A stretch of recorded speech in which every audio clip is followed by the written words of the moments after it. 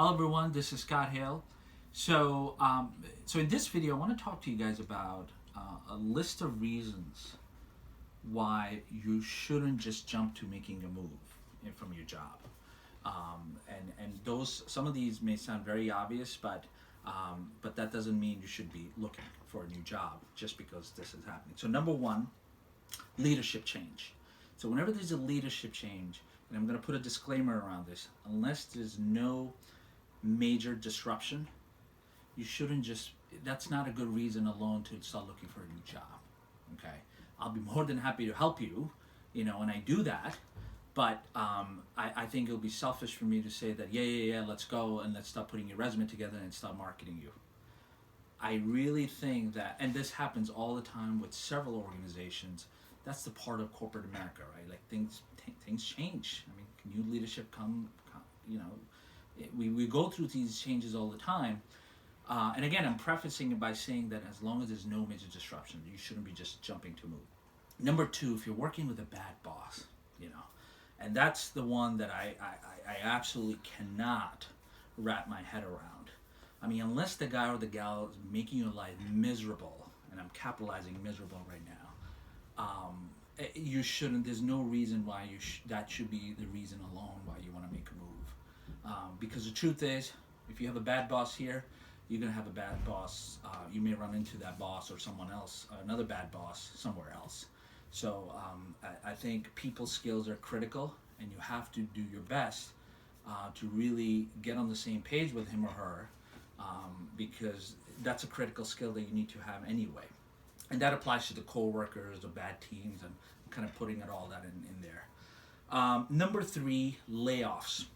So, again, we all know fear spreads a lot quicker. We know that. So just because you're starting to see some layoffs, don't stop going like this, oh my God, I got to start getting my resume together. Yes, you should start, I would call it as a yellow flag, and now start looking, start evaluating the environment and seeing what's going on. Start having communication with your direct manager. And the co-workers, I mean, again, the challenge with then it turns into gossip, and then fear is spreading. So, but I think just having that heart-to-heart conversation with your manager and asking good questions in your one-on-one, and if you're smart, and I'm sure you are, you'll find out, you'll stiff it through that, okay, what's going on here? Is this just a temporary thing, or this is going to be ongoing action and whatnot? So, and lastly, about skill set. So I'm sure there are times when you feel like you're not learning, you're not growing, and you feel stagnant. But before you start blaming on the company, and before you start saying, you know what, the technology is not there, I don't know when they're going to implement this, and just finding excuses to leave, I would have a one-on-one conversation. Again, I'm bringing up the communication piece with your manager and say, look, this is what I've achieved. I value the department tremendously and the firm, and I feel like I can do more. I feel like I can contribute more. What are some of your plans in terms of bringing in newer technology to the mix?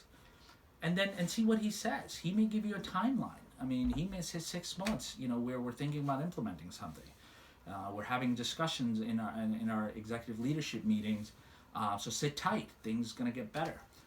I think you'll be surprised that by having these one-on-one conversations before you start putting your resume together and start calling guys like me, you'll be surprised that the answers you're gonna hear.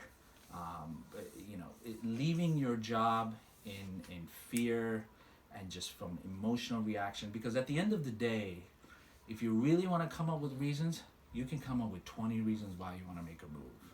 And if you really want to stay with the company, you can also come up with good 20 reasons why you should stay with the company. So hope that helps. I wanted to just make a quick video around the things why, that we should at least reevaluate our situation before start looking for a job. If you have any questions, if you need my help in assessing your current situation, I'll be able to guide you. I can tell you, whenever I get these calls, the number one question and including my team members, we always ask, why are you looking to leave? and then we just probe into that, because we don't want to just take on a client just on the initial reaction, yeah, there's layoff, and start like marketing him around. That's not how we operate here. So we'll be happy to give you our honest feedback based on your needs, your situation, and hopefully we can guide you in the right direction.